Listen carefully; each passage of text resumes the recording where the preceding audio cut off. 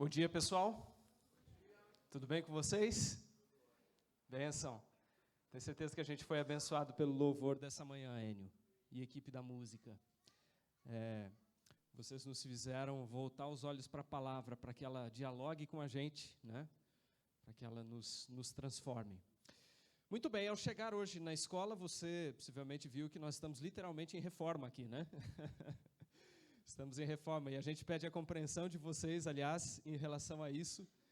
Enfim, é uma reforma rápida, que eu creio que vai nos trazer mais benefícios aqui para que a gente possa adorar a Deus nas classes lá embaixo de uma melhor maneira também, né? Na nossa escola sabatina. Então, toda essa ala, né, de cá, ela está sendo reformada. Vocês viram sem telhado, sem nada ali. E a gente teve até que fechar o estacionamento hoje de manhã, o estacionamento aqui de cima, para a gente não ter nenhum transtorno ali, porque está cheio de material, né? Muito bem, eu creio que no sábado passado todos vocês receberam ali o cartão da nossa nova série. Esse cartão aqui, se alguém não recebeu, eu creio que nós temos ainda, não é, Rodrigo, mais alguns cartões lá embaixo, a gente pode entregar para vocês depois. E ali você tem um resumo, né, do que será a nossa série. Nós começamos no sábado passado, tentando entender um pouquinho mais, entender um pouco melhor um dos pontos, né, da Reforma Protestante, que, como dissemos, nesse ano completa, mais especificamente no dia 31 de outubro, né, próximo agora, completa 500 anos. E aí a gente procurou entender um dos pontos, né, dessa revolução religiosa que mudou completamente o mundo ocidental. Aprendemos sobre uma dessas teses aqui, né, que foram colocadas na nossa parede, a tese do sacerdócio de todos os crentes. Como nós vimos, havia compreensão na época de que o ensino da palavra deveria se restringir apenas aos clérigos, né? Ao clero, aos sacerdotes. E aí vem Lutero e outros reformadores dizendo assim, olha, biblicamente a concepção não é essa. Todos nós, todos os cristãos precisam ser, né, ministros da palavra, né? Precisam exercer esse ministério. Isso mudou a forma de entender e de ser igreja, como a gente aprendeu, né? E hoje nós vamos entrar em um outro aspecto, né? Se você vê aqui, o tópico sobre o qual a gente vai falar hoje, esse aqui foi colocado acima de todos os demais. Eu não sei se foi intencional ou não, mas creio que seja, porque de fato, né, a autoridade da Bíblia, o princípio, né, da sola escritura, que é uma expressão latina que quer dizer somente a Bíblia, né, ou apenas a Bíblia, realmente foi o princípio assim dominante, né, que acabou levando os reformadores a defenderem outros aspectos na teologia reformada, né, inclusive a questão do sacerdócio de todos os crentes e outros temas que nós vamos ver no sábado passado, no sábado que vem, né, a respeito de algo que também foi um ponto crucial da Reforma Protestante, a compreensão de que nós não somos salvos pelas obras, mas que somos salvos, né, pela graça mediante a fé, né? Certa vez perguntaram para um pioneiro da igreja, fizeram uma pergunta porque entendiam que ele era alguém muito versado nas Escrituras, e aí perguntaram para ele, quanto da Bíblia você sabe? Essa pessoa se chamava John Andrews. Eu creio que você talvez tenha uma Bíblia em mãos, talvez alguns de nós aqui, uma Bíblia que leva o nome dele, né? A Bíblia de Estudo Andrews, que foi lançada em português, aí, se não me falha a memória, no ano passado ou no ano retrasado. Mas perguntaram para John Andrews quanto da Bíblia ele sabia, e ele respondeu assim, olha, talvez eu não consiga reproduzir todo o Antigo Testamento, mas se o Novo Testamento fosse perdido, certamente eu conseguiria reproduzi-lo palavra por palavra, palavra por palavra. Olha só a paixão que alguém como essa pessoa tinha pelas Escrituras, né? E outras pessoas, né, também apaixonadas pela Bíblia, conseguiam, né, reproduzir partes, né, trechos grandes da palavra de Deus. Lutero, há 500 anos atrás, não apenas resgatou essa paixão, né, pela Bíblia, pelas Escrituras, mas ele resgatou um princípio que também estava muito esquecido, que estava coberto de poeira, digamos assim, né? Estava coberto de pó, que era a questão da autoridade da Bíblia, a autoridade da Bíblia, né? Havia também naquela época, assim como em relação à compreensão do sacerdócio, né, ou do ministério de todos os crentes, de que a interpretação da Bíblia era uma prerrogativa apenas, né, dos líderes religiosos, daqueles que ocupavam funções de liderança, né, na igreja, que era um privilégio de poucos, né? E aí vem Lutero com um princípio, né, que, como dissemos aqui, é o princípio da sola escritura, né? O princípio de que a Bíblia deve ser a autoridade máxima, né? Eu trouxe algumas imagens aqui. Talvez uma das imagens que melhor representem Lutero sejam imagens como essas aqui. Se você procurar no Google, né? Se você procurar no Google, e aliás, quem está assistindo pela internet, ou de repente vai assistir depois, se você quiser fazer isso agora, se você digitar lá o nome desse reformador, que aliás está sendo bastante falado, né, nesse ano, por conta aí dessa data comemorativa, você vai ver que muitos dos monumentos, talvez a maioria dos monumentos, né, relacionados ou feitos em homenagem a Lutero, trazem imagens com essa característica, Lutero segurando a Bíblia, ou indicando, apontando para a Bíblia, porque realmente talvez essa seja a imagem que melhor o represente. E essa característica, na verdade, está presente até mesmo, por gentileza, pode passar, Fran, até mesmo numa outra imagem, que é a imagem de um bonequinho que foi lançado aí, creio que há 1 ano, há 2 anos, já pegando essa onda aí da data comemorativa dos 500 anos da Reforma, foi lançado pela Playmobil, né? E esse bonequinho está vendendo como nunca, né? Aliás, embora eu não tenha mais tamanho nem idade, né, para brincar com essas coisas, eu confesso, eu até contei só depois para minha esposa que eu comprei um bonequinho desse, só não chegou ainda. Não chegou o bonequinho ainda, porque é uma coisa muito legal. Eu creio que, enfim, é uma edição comemorativa, né?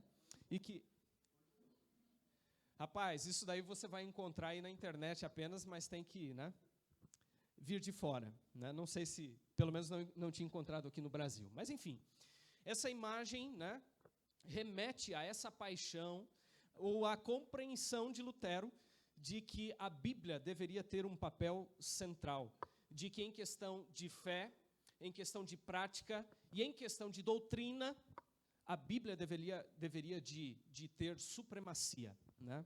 A Bíblia deveria ser a autoridade, né? Ser a autoridade. Se a gente voltar no tempo até o século XVI, né, no século da Reforma Protestante, a gente vai perceber que, por ocasião da Reforma, realmente a tradição da igreja havia tomado o lugar da Bíblia, né, como padrão determinante de doutrina e de comportamento. Ou seja, muitas crenças, né, que estavam presentes na igreja naquela época, elas não estavam necessariamente na Bíblia, mas elas eram consideradas doutrinas, né, importantes, fundamentais para a igreja. De que maneira? Pelo fato de estarem dentro da tradição, de um arcabouço com elementos da tradição, né? Por isso, elas eram consideradas tão importantes quanto aquelas doutrinas que eram embasadas na Bíblia, né? Assim, é possível de a gente entender um pouco o quanto esse pensamento de Lutero foi realmente revolucionário, né? Foi realmente revolucionário, minimizando, na verdade, né, a autoridade da igreja e transferindo essa autoridade para as Escrituras, né? Agora, é importante a gente lembrar que, no fim do século que antecedeu, né, a reforma de Lutero, ou seja, no século XV, praticamente não havia traduções, né, da Bíblia na língua do povo, na língua falada pelo povo. Na Igreja Ocidental, por exemplo, que tinha, né, a sua sede em Roma, como a gente sabe, A tradução utilizada nas missas, né, nas celebrações religiosas, era, né, a Vulgata Latina, que era a tradução da Bíblia do grego para o latim. Essa era a versão da Bíblia que era usada na época. Nos conventos, nos monastérios, eram realizadas assim, leituras da Bíblia, né? A Bíblia era lida, mas na casa das pessoas, praticamente a Bíblia não era estudada. Ela não era lida, né? A sua leitura era praticamente inexistente. Por alguns motivos, né? Um deles, por exemplo, as Bíblias naquela época eram praticamente inacessíveis. E por serem, né, escassas, elas eram muito caras, elas eram extremamente caras, né? Além disso, a maioria das pessoas era analfabeta. Talvez mais de 90% da população naquela época era analfabeta, né? E como é que vinha, então, o conhecimento bíblico das pessoas? Bom, o conhecimento bíblico vinha por meio das músicas, das esculturas, né, dos vitrais, das obras de arte. Era assim que as pessoas conheciam, digamos assim, parcialmente, né, os ensinamentos bíblicos. Talvez isso ajude a explicar, né, ou seja, um dos motivos pelos quais você vê em alguns templos, em algumas catedrais, né, antigas dessa época, os afrescos, né, por exemplo, né, você percebe isso na Capela Sistina, né, você vê os afrescos, né, com desenhos reportando as questões bíblicas. Esse era o modo de educar o povo, né, em relação aos ensinamentos bíblicos, né. Outro ponto muito interessante de a gente notar ao fazer esse resgate, né, histórico, é que o começo do século XVI, e isso é muito importante, deu início, né, a um movimento chamado Renascença. O renascentismo, na verdade, entre outras coisas, ele pregava ou incentivava, né, o retorno das pessoas aos grandes clássicos, a literatura clássica, né, principalmente a grega, né.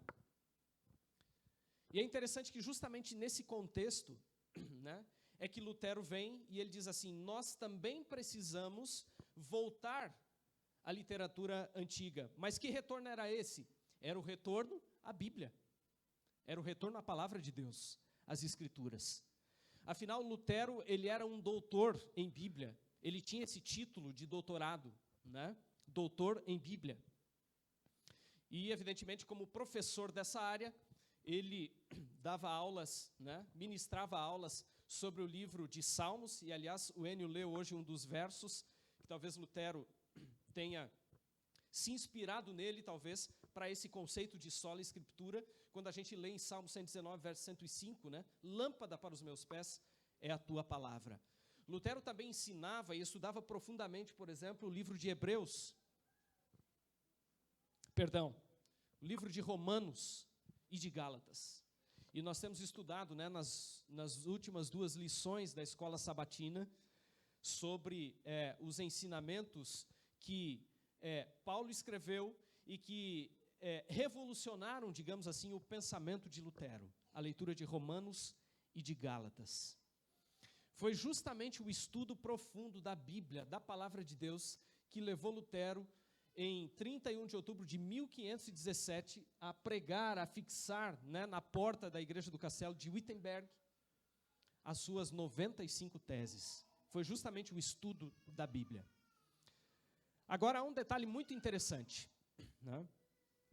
Para que a Bíblia voltasse a ocupar essa centralidade, né, a ter autoridade na vida da igreja e dos cristãos, o que precisaria acontecer?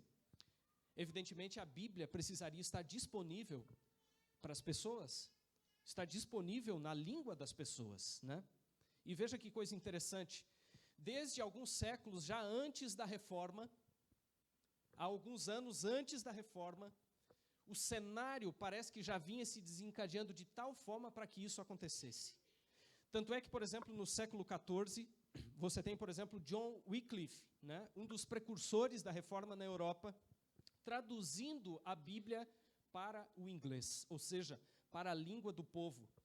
Evidentemente, já havia partes da Bíblia, né, que haviam sido traduzidas para esse idioma, mas ainda não havia a Bíblia completa, né, para o inglês. Então, bem antes de Lutero, né, alguns anos antes de Lutero, Wycliffe já defendia, né, que a Bíblia deveria ser um bem comum a todos, que ela deveria estar disponível para todas as pessoas e precisaria, por conta disso, estar, né, assim, disponível na língua das pessoas, na língua nativa delas. Um outro aspecto muito interessante é que em meados do século XV, ou seja, ali nos anos 1400, né, surgiu a máquina, né, de impressão de tipos móveis de Gutenberg. E essa máquina causou uma grande revolução, né, fazendo com que a impressão dos livros fosse otimizada e o custo fosse reduzido. Para você ter uma ideia, nessa época a Bíblia, inclusive a Bíblia de Lutero, né, que foi a sua tradução para o alemão, talvez uma das obras mais importantes de Lutero, segundo alguns teólogos, né, a própria Bíblia de Lutero se tornou muito mais acessível às pessoas. Há alguns registros históricos dizendo, por exemplo, que algumas Bíblias ficaram até 300 vezes mais baratas do que eram até então. Ou seja, a palavra de Deus se tornando acessível, né? Eu encontrei aqui um dado histórico interessante de que de 1457, ou seja, alguns anos depois dessa invenção, né, de Gutenberg ter vindo à tona, até 1517, ou seja, em aproximadamente 60 anos, cerca de 400 exemplares da Bíblia haviam sido impressos. Para a gente hoje que convive, talvez num cenário em que a gente tem fartura de Bíblias, né, e que a palavra de Deus se propaga como nunca e que é impressa como nunca, talvez isso não represente muito, mas para aquela época realmente era um negócio revolucionário, né, 400 Bíblias, sem contar a própria Bíblia de Lutero e também a tradução de Erasmo de Roterdã, a tradução do grego, né, de Erasmo de Roterdã, que foi um passo muito importante no sentido de tornar a palavra de Deus mais acessível para as pessoas. Depois a gente vê também, já no início do século XVI, né, na primeira metade do século XVI, outras figuras importantes, outros reformadores importantes, e eu até trouxe a imagem aqui do William Tyndale, né, que também faz uma tradução da Bíblia para o inglês, e que é considerada, né, a primeira tradução a trabalhar diretamente com os textos hebraicos e grego, ou seja, com os originais bíblicos, né? Além disso, também foi a primeira tradução bíblica em inglês, né, produzida em massa, ou seja, resultado justamente desses avanços que, como a gente viu, a impressão, né, a máquina de impressão de tipos móveis de Gutenberg possibilitou. Tudo isso, amigos, contribuiu para que a Bíblia, né, fosse redescoberta pelas pessoas. E os reformadores, como eu disse, não só Lutero, levantassem, né, de maneira bem alta a palavra de Deus, né, como padrão, não só doutrinário, mas também de prática, ou seja, a Bíblia passando a reger a vida das pessoas. Agora, uma coisa importante de a gente ressaltar é que esse conceito, né, de autoridade, de exclusividade da Bíblia, o conceito de sola escritura, ele não foi entendido e defendido de maneira uniforme pelos reformadores, né?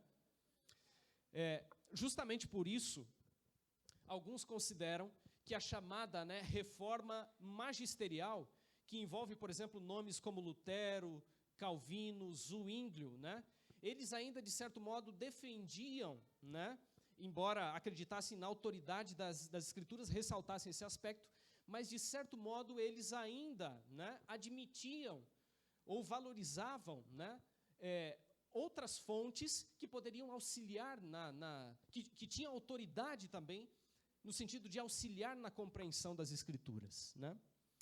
É por isso que alguns acreditam, né, que a chamada reforma radical, que envolveu alguns nomes, por exemplo, como Karlstadt, Mintzer, Menno Simons, que são alguns nomes que talvez não sejam muito conhecidos, né, da reforma protestante, mas esses nomes fizeram uma reforma mais radical em relação a esse conceito, né, da autoridade ou da exclusividade da Bíblia, né?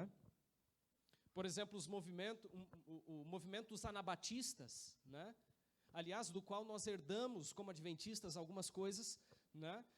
Esse foi um movimento ligado a alguns desses reformadores radicais, que realmente defendeu de maneira mais incisiva e de maneira talvez mais completa essa ideia de que a Bíblia, a palavra de Deus, deve ser a autoridade máxima, né? Alguns teólogos entendem que os únicos protestantes, né, que realmente defenderam esse ponto de vista, que aplicaram, né, consistentemente o princípio sola escritura, foram realmente os reformadores radicais anabatistas, né? Muito bem, desse ponto de vista, é importante até a gente esclarecer isso. Desse ponto de vista, aqueles que tinham essa compreensão de que a Bíblia é importante, mas não deveríamos desconsiderar por completo as fontes complementares, mesmo a tradição, né? Eles,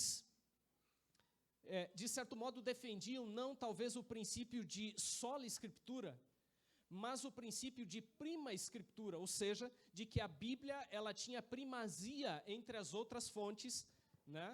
E que a sua palavra era sempre a palavra final, mas de que as outras fontes eram também importantes, né? E poderiam ser usadas como fontes de prática e de concepção doutrinária, né? Por outro lado, como eu disse, os reformadores radicais eles levam a um sentido mais estrito, né, essa compreensão, dizendo assim: a Bíblia é a única fonte, deve ser a única fonte, né? Mas o fato é que, embora isso tenha sido muito revolucionário, né, nos tempos de Lutero e de outros reformadores, é muito importante a gente se lembrar do seguinte: eles não inventaram a roda. Eles não inventaram a roda. Porque assim como outras questões da reforma, o conceito de sola escritura já era algo presente nas escrituras. Já era algo que vinha sendo entendido, né, pelos primeiros cristãos. A concepção apostólica já defendia, né, essa postura, né? Por exemplo, nos tempos do Novo Testamento, outras fontes já haviam começado a surgir, né, ameaçando tomar o lugar das Escrituras, da Bíblia. E o próprio Jesus, na verdade, se opôs a essas fontes, e uma delas era justamente a tradição. Era justamente a tradição. O próprio Jesus, né, mostrou claramente que a Escritura está acima de qualquer tradição. Quando a gente vai, por exemplo, e a gente tem muitos textos aqui para olhar, mas a gente vai ter que passar rapidamente por eles. Quando a gente vai em Mateus 15, nos versos 3 a 6, Mateus 15, versos 3 a 6, 3 e 6, perdão, a gente vê Jesus dizendo o seguinte: ele, porém, lhes respondeu, por que transgredis vós também o mandamento de Deus por causa da vossa tradição? E olha só que interessante o que Cristo diz no verso 6. Esse jamais honrará o seu pai ou a sua mãe, e assim invalidastes a palavra de Deus, por causa do quê? Da vossa tradição. Da vossa tradição. Mas vamos além. Quando a gente vai para o Novo Testamento, aliás, o Antigo Testamento, a gente também encontra já referências à importância desse conceito que foi defendido por Lutero, né? Embora é bem verdade que a expressão sola escritura não apareça na Bíblia, nem no Antigo, nem no Novo Testamento, né? Nós podemos encontrar, por exemplo, lá em Salmo 119, verso 105, como a gente leu, e também em Isaías 8, verso 20, né? Essa concepção, essa ideia, por exemplo, abra sua Bíblia em Isaías 8, verso 20.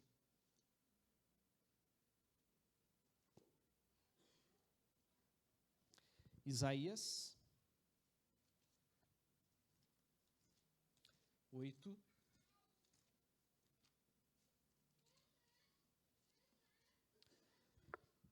Isaías 8, verso 20, diz assim: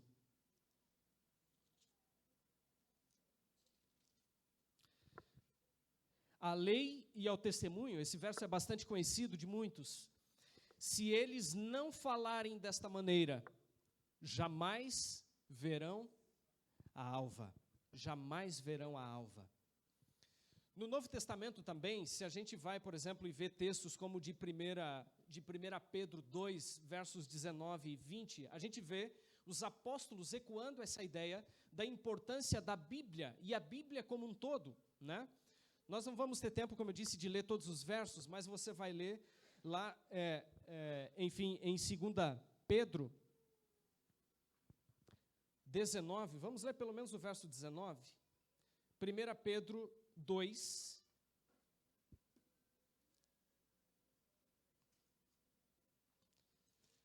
Pedro 2, versos 19 ao 21.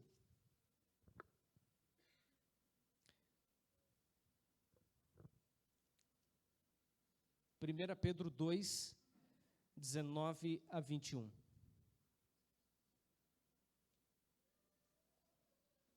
Aliás, eu creio que a referência aqui esteja errada.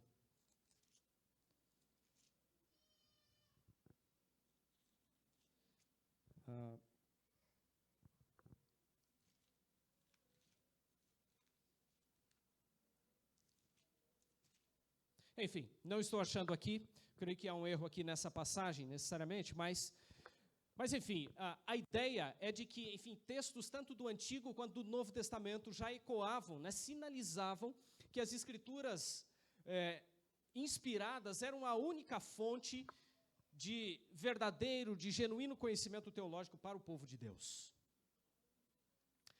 Uma evidência disso é que os escritores, por exemplo, do Novo Testamento, diversas vezes, eles apontaram, seja para passagens, né, do Antigo Testamento, quanto para passagens que se referiam a todo, né, o Antigo Testamento, incluíam, além disso, também os escritos de Paulo, dizendo assim, olha, os escritos de Paulo são tão importantes, devem ser considerados escrituras tanto quanto o Antigo Testamento, ou seja, a concepção de que toda a Bíblia deve ser autoridade para a nossa vida.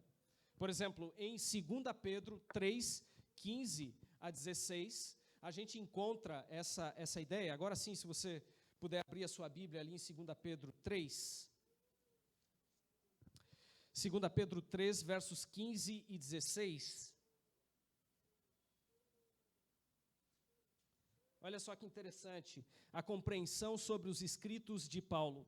Diz assim, e tende por salvação e longanimidade de nosso Senhor, como igualmente o vosso amado irmão Paulo vos escreveu, segundo a sabedoria que lhe foi dada, ao falar acerca desses assuntos, como de fato costuma fazer em todas as suas epístolas, nas quais há certas coisas difíceis de entender, que os ignorantes e instáveis deturpam. E olha só a última parte do verso, como também deturpam as demais escrituras. Ou seja, havia compreensão de que a autoridade da Bíblia tinha que ver não só com aquilo que estava escrito, havia sido escrito pelos profetas no Antigo Testamento, mas que também aquilo que estava sendo escrito no contexto, né, do Novo Testamento, como as cartas de Paulo, também eram importantes e deveriam ser estabelecidos, né, como base das doutrinas da igreja. Outra evidência disso está na quantidade de vezes, né, que os autores, os escritores do Novo Testamento usam a expressão está escrito, está escrito. Para vocês terem uma ideia, ela é mencionada mais de 100 vezes, só no Novo Testamento, se referindo às escrituras como um todo. Ou seja, o está escrito, né, era a norma, era a regra, era o guia para a igreja cristã primitiva. Agora, e no período pós-apostólico? Ou seja, no contexto depois dos apóstolos, né? A gente sabe que enquanto os apóstolos viveram, eles se esforçaram, né, para que a igreja se mantivesse fiel a esse princípio, ao princípio da sola Escritura. Inclusive, eles combateram, a gente vê isso na Bíblia, procuraram combater, né, ideias e fontes estranhas, né, à palavra de Deus, fontes que ameaçavam a autoridade das Escrituras, a pureza doutrinária, né, da recém-formada igreja cristã. Por exemplo, em 1 Timóteo 1,3, a gente vê, né, esse tipo de ideias equivocadas, errôneas, sendo combatidas. O próprio Paulo também, né, nós estamos estudando aí agora o livro de Romanos, estudamos, como eu disse, a carta de Gálatas, a gente vê essa preocupação de combater algumas deturpações que estavam entrando na igreja recém-formada e que estavam deturpando a compreensão das Escrituras, a compreensão integral, né, do Evangelho.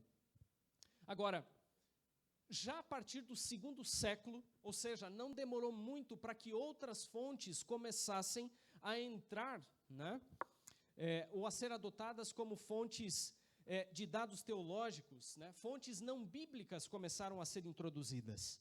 Filosofias não bíblicas, né, foram gradualmente sendo aceitas, né, como ferramentas úteis para a interpretação das Escrituras, dos ensinamentos bíblicos. Por exemplo, Jerônimo e Agostinho, né, que estão entre aqueles que são considerados os pais da igreja, eles aceitaram a filosofia greco-romana, né, e até mesmo a experiência mística, como ferramentas adicionais para se interpretar as Escrituras, né? Essa prática medieval, vale a pena a gente ressaltar, a gente lembrar, que essa prática medieval, ela foi a base, inclusive, para que a igreja, na época de Lutero, ainda tivesse a concepção de que a tradição tem um valor igual ao da Bíblia. Foi a base para isso, ou seja, a inserção de fontes não bíblicas, especialmente a filosofia, né? Portanto, na época de Lutero havia compreensão, havia, né, a ideia de que a autoridade da Bíblia se manifestava de duas maneiras.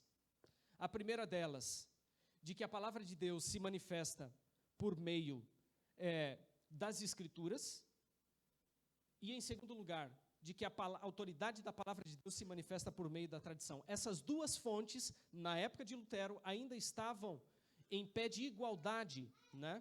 Eram distintas e equivalentes. E foi justamente contra essa posição que Lutero e outros, né, acabaram protestando, tendo justamente como grito de guerra a ideia, né, o conceito, né, essa expressão latina, né, do sola scriptura.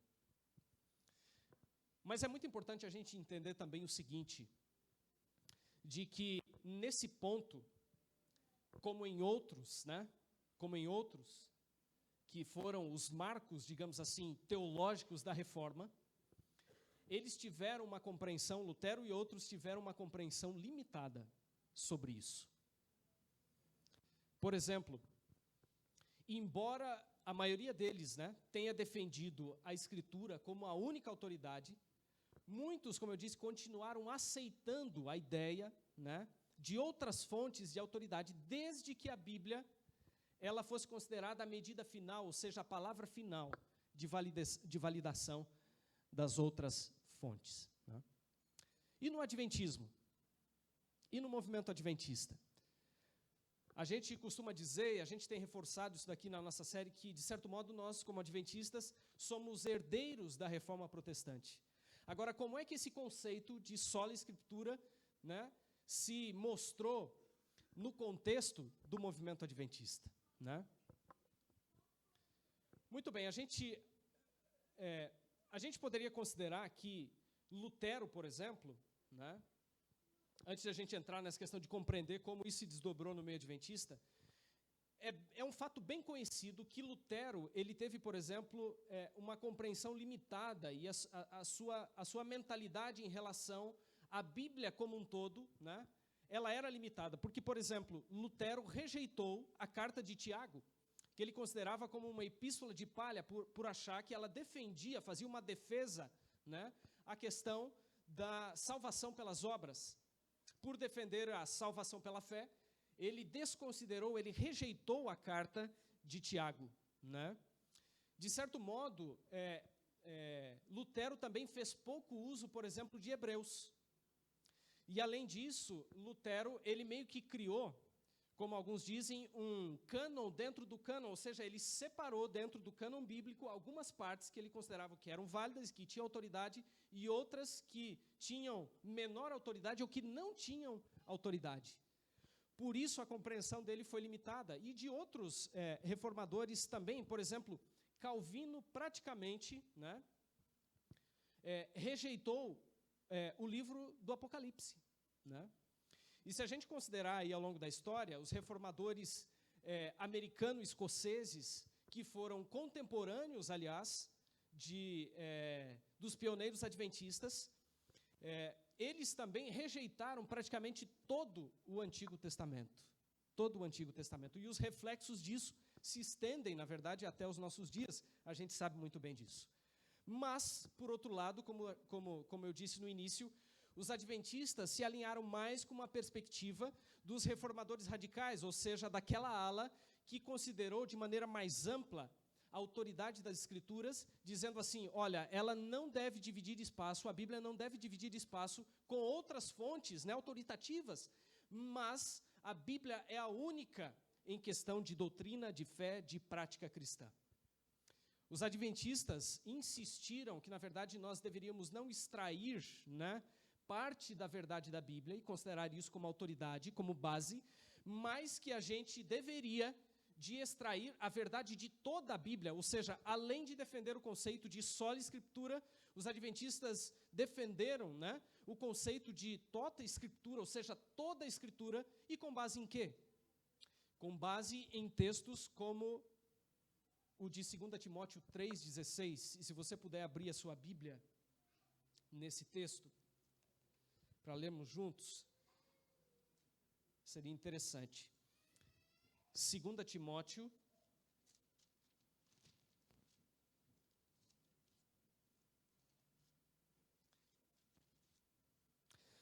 Segunda Timóteo 3,16, que diz assim, toda a Escritura é inspirada por Deus e útil para o ensino, para a repreensão, para a correção, para a educação na justiça. Ou seja, a Bíblia como um todo deve ser autoridade, não apenas parte dela. Talvez hoje a gente veja uma tendência, né, de as pessoas considerarem apenas pequenas porções da Bíblia, desconsiderando o resto, né? A gente vive numa cultura em que, por exemplo, o Gênesis parece que perde o seu valor, né? Justamente o início, a base de tudo, é alegorizado, é desconsiderado, é questionado. Mas, enfim, do ponto de vista dos reformadores, e especialmente dessa ala mais radical, toda a Bíblia, assim como diz o texto que a gente acabou de ler, deve ser autoridade máxima. É interessante que se a gente pega, por exemplo, algumas doutrinas adventistas, especialmente a mais distintiva delas, que é a doutrina do santuário, né?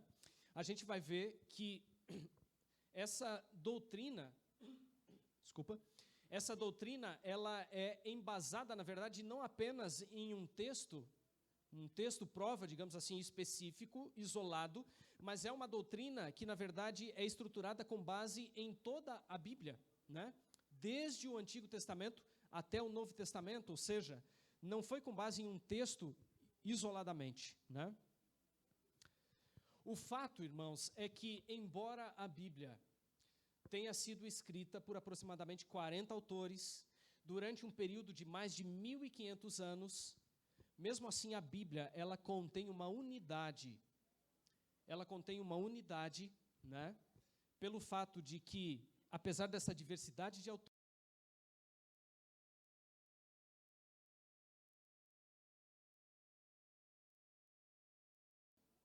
a maneira como os autores bíblicos escrevem, o seu estilo pode mudar, porque a inspiração da compreensão que nós temos, ela não destituiu, digamos assim, a personalidade, né, dos autores bíblicos. Eles mantiveram a sua linguagem, o seu estilo, né, com base na cultura da época, mas o Espírito Santo fez com que houvesse essa unidade das Escrituras. E muitas das nossas doutrinas foram concebidas com base, como eu disse, não em textos isolados, mas em partes da Escritura, porque cada texto leva a outro. É por isso que os adventistas também conceberam essa ideia, ou defenderam, melhor dizendo, essa ideia de que a Bíblia deve ser interpretada não por outras fontes, seja pela filosofia, pela ciência, ou por outras, né, quaisquer que sejam, mas a Bíblia deve ser intérprete dela mesma, né? Ou seja, um texto leva a outro. É por isso que no início do movimento adventista, você vê pessoas estudando texto por texto, a fim de descobrir, né, um encadeamento de ideias, né, de modo a realmente estruturar a sua base doutrinária, né? A gente vê isso também nos ensinos de Jesus, sabia? Por exemplo, quando a gente vai para Lucas 24, né, você vê lá Jesus e os discípulos no caminho de Emaús. E no caminho de Emaús, Jesus chega, e eles não sabem que é Jesus, mas o que Jesus faz? Jesus começa a lhes expor as Escrituras. E aí o texto bíblico diz assim, passando por Moisés, pelos profetas, ou seja, Cristo faz um passeio pelas Escrituras a fim de lhes ensinar, né, o que estava escrito. E lá no final desse capítulo, a gente vê Jesus ressaltando, lá nos versos, se não me falha a memória, versos 44 e 45, Jesus dizendo assim, aliás, o evangelista dizendo assim, sobre o contexto, né, de Jesus, de os discípulos, importava que se cumprisse tudo o que de mim estava escrito na lei de Moisés, nos profetas, nos salmos, ou seja, uma referência a todo o Antigo Testamento. Então, diz que Deus lhes abriu o entendimento para que compreendessem as Escrituras de uma maneira mais abrangente, né? Desse modo, os adventistas entenderam que a Bíblia era não apenas, né, a autoridade final, ou seja, que ela disputava, digamos assim, espaço com outras fontes, mas que sempre ela era a última a dizer, a estabelecer a palavra final. Os adventistas compreenderam muito mais do que isso, né? Mas de que ela era, né, e é a única e exclusiva fonte. Aliás, esse continua sendo o único credo dos adventistas. O único credo. Os pioneiros desse movimento, justamente por isso, desenvolveram as suas crenças, né, com base unicamente na Bíblia. Unicamente na Bíblia. Mas é bem verdade que, ao longo da história, o movimento adventista foi bastante criticado, aliás, pelo fato de valorizar os escritos, por exemplo, de Ellen White.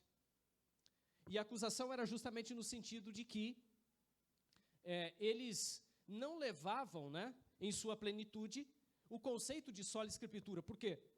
Porque consideravam os escritos de Ellen White, mas, na verdade, é importante a gente entender que, no que se refere a Ellen White, ela não teve um papel, digamos assim, de formação ou de influência na formação doutrinária, porque a concepção das doutrinas da igreja foram feitas exclusivamente com base no quê? Na Bíblia, nas Escrituras, né? Inclusive, ela dizia assim, olha, vocês não devem, mesmo em questões muito polêmicas, por exemplo, que surgiram na época, como toda a discussão a respeito da lei em Gálatas, e ela diz assim, olha, mesmo em relação a esses temas teológicos polêmicos, né, vocês não devem considerar os meus escritos como autoridade para determinar as coisas. Isso deve provir, né, unicamente da Bíblia. Unicamente da Bíblia. E por que nós consideramos, então, os escritos de Ellen White? Na verdade, como eu disse, nós não os consideramos como fonte, como base doutrinária, mas nós os valorizamos justamente pelo princípio de sola escritura. Sabe por quê? Porque todos os escritos, aliás, a começar pelo seu primeiro livro, em que ela diz, eu lhes recomendo, queridos leitores, caros leitores, eu lhes recomendo a Bíblia, até o seu último discurso, numa Assembleia Mundial da Igreja, 58 anos depois, ela disse assim, eu lhes recomendo a Bíblia. É justamente por isso, por levar-nos a Bíblia, é que nós valorizamos os escritos de Ellen White, mas não como uma fonte, digamos assim, de autoridade para formação da nossa base, do nosso conjunto de doutrinas, né? Como eu disse, Ellen White, ela mesma, não autorizou a utilização dos seus escritos para servirem de árbitro, né, em nada, mesmo nos contextos mais conflituosos, né, que foram registrados ao longo da história adventista. Em resumo, a gente poderia dizer, e eu preciso correr aqui, que eu acho que meu tempo já está quase se esgotando. Tem quantos minutos, aliás? Quanto? 5. Mas a gente está chegando no fim. Em resumo, né, a compreensão adventista sobre o princípio, né, que Lutero defendeu da sola Escritura poderia ser resumido, como alguém escreveu, da seguinte maneira, né? A Bíblia tem a exclusividade, ou seja, o conceito de sola Escritura, como fonte das doutrinas, né, a ser cridas para a salvação e como fonte autorizada para dizer como um cristão deve viver. O conceito exclusivo caracteriza a Bíblia como o único fundamento para teorias teológicas e também como norma para a sua própria interpretação. E a Bíblia tem a primazia, ou seja, prima escritura, com relação aos recursos, né, aos recursos que possam auxiliar, né, na sua própria interpretação e como autoridade aferidora de outras áreas do conhecimento. Ou seja, os recursos adicionais, eles servem, assim como os escritos de Ellen White, por exemplo, os escritos inspirados, eles devem servir para nos levar até a Bíblia. Nos levar até a Bíblia. Ela mesma disse que os seus escritos eram, né, a luz menor, que deveriam levar para a luz maior, ou seja, a palavra de Deus. Bom, o fato é que essa mensagem, né, da autoridade, da exclusividade da Bíblia, da suficiência das Escrituras, essa mensagem da reforma, ela continua sendo necessária. E, aliás, alguém muito sabiamente disse que a melhor maneira de a gente comemorar ou celebrar os 500 anos da reforma é continuando essa reforma.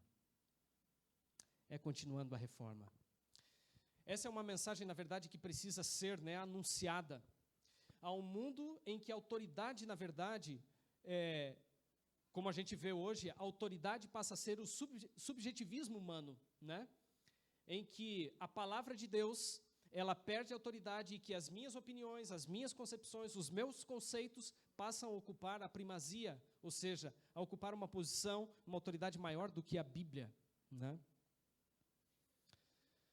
Mesmo que isso soe tão radical quanto soou, né, no tempo de Lutero, a gente precisa resgatar esse conceito. Talvez nós estejamos vivendo um momento em que precisamos realmente, talvez, tirar a poeira de novo da Bíblia, desenvolver uma paixão maior pelas Escrituras, né, e fazer como um grupo, que para mim eu acho assim fantástico, e aliás é o último texto que eu queria ler com vocês essa manhã, que é o texto que está lá em Atos, fala desse grupo, Atos 17.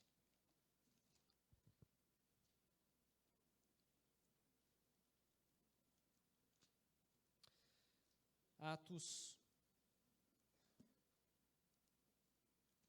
17. Atos 17, verso 11. Esse texto é muito curioso porque diz assim, que havia um grupo de pessoas numa região chamada Bereia. E aí Lucas, né, que foi o autor do livro de Atos, ele diz assim, esses de Bereia, né, eram mais nobres que os de Tessalônica. E por quê? Por que ele disse isso? Porque eles receberam a palavra com toda a avidez e faziam o quê? Examinavam as Escrituras todos os dias. E olha só que expressão fantástica. Para ver se as coisas realmente eram assim. A gente está vivendo num contexto em que você tem tantas vozes por aí, né?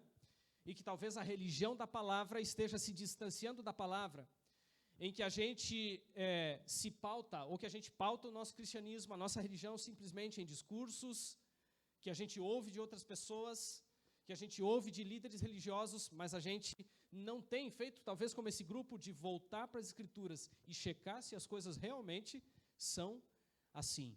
A gente está vivendo na era da pós-verdade, como dizem por aí, né? Numa era em que a verdade, né, está sendo, digamos assim, suplantada pelo erro, né? Mais do que nunca é importante a gente levar a cabo o exemplo desse grupo aqui, que realmente examinava as Escrituras todos os dias para ver se as coisas realmente eram assim. Quanto da vida da igreja e dos cristãos continua sendo orientado pela palavra de Deus? E eu perguntaria mais, quanto da Bíblia é lido e estudado na igreja, pelas famílias ou individualmente? Quanto da palavra de Deus está influenciando a sociedade hoje?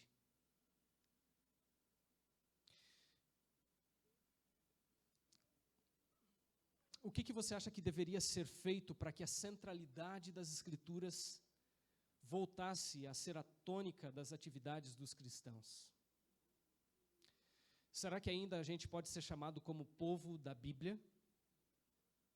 Algo que esteve presente, né, no surgimento da igreja, que fez parte da nossa identidade. Será que a gente pode ser chamado de povo da Bíblia?